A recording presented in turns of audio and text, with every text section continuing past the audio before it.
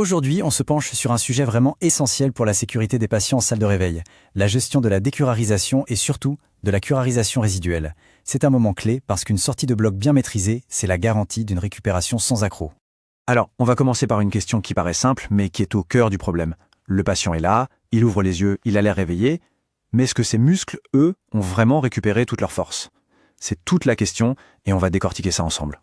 Pour bien comprendre de quoi on parle, il faut revenir à la base.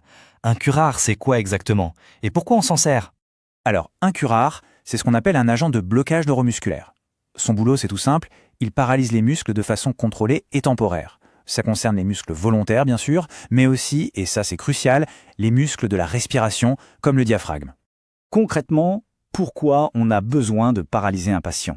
Eh bien, d'abord pour l'intubation. En relâchant complètement les muscles de la gorge, on peut insérer le tube respiratoire beaucoup plus facilement et sans risque.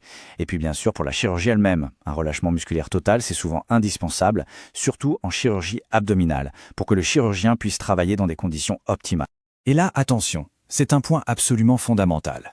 Le curare, ça paralyse. Point. Ça n'endort pas, ça n'enlève pas la douleur, ça n'a aucun effet sur la conscience. Un patient qui serait curarisé sans être anesthésié ce serait un cauchemar.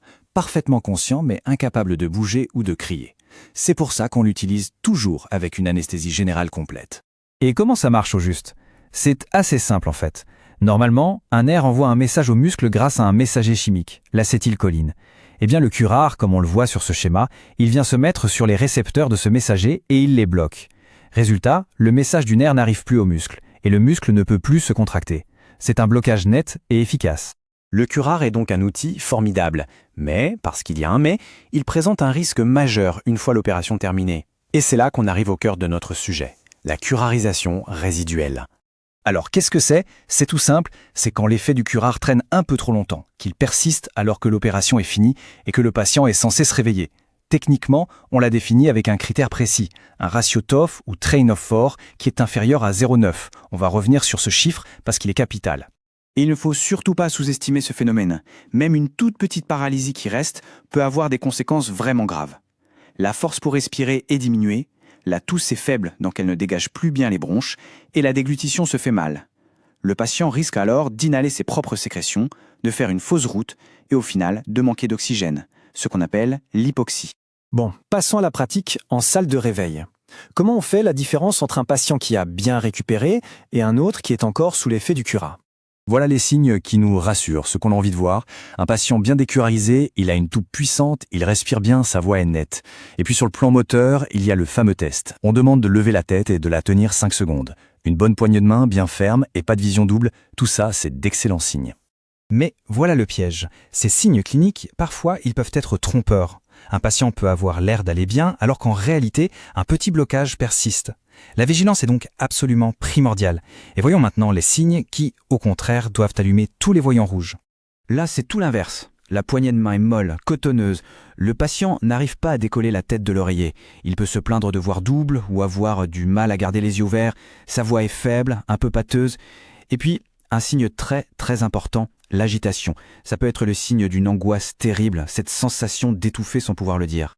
Alors face à ces signes cliniques qui sont parfois subtils, comment on fait pour être certain, pour avoir une preuve objective? Eh bien la réponse, elle est dans la technologie. Il faut bien le comprendre, l'évaluation clinique c'est indispensable, c'est la base. Mais elle a ses limites. L'œil humain ne peut pas détecter un bloc résiduel léger, qui peut pourtant être dangereux. Et donc, la certitude, la voilà. Elle est donnée par le monitoring neuromusculaire et plus précisément par le fameux ratio TOF. On mesure la réponse du muscle à 4 petites stimulations électriques. On compare la force de la 4e réponse, T4, à la première, T1. Et ce rapport doit absolument être supérieur à 0,9. Et attention, ce n'est pas juste un chiffre en l'air, c'est une recommandation forte de la Société française d'anesthésie et de réanimation, la SFR. En dessous de ce seuil de 0,9, on considère que la fonction musculaire n'est pas complètement revenue à la normale. Ce chiffre, c'est notre gold standard, notre norme de sécurité. C'est la seule chose qui atteste objectivement que le patient est hors de danger sur le plan neuromusculaire. Pour finir, qu'est-ce qu'on doit retenir de tout ça pour notre pratique de tous les jours en salle de réveil? Le message à retenir, il est simple, il est direct et il est non négociable. Au moindre doute face à un patient au réveil, on n'attend pas, on ne se pose pas de questions. Le premier réflexe, c'est de sécuriser la ventilation, par exemple en l'aidant à respirer au masque, et d'appeler immédiatement l'anesthésiste réanimateur. La sécurité du patient avant tout. Cette vidéo vous est proposée par Second World Company pour le développement des soignants.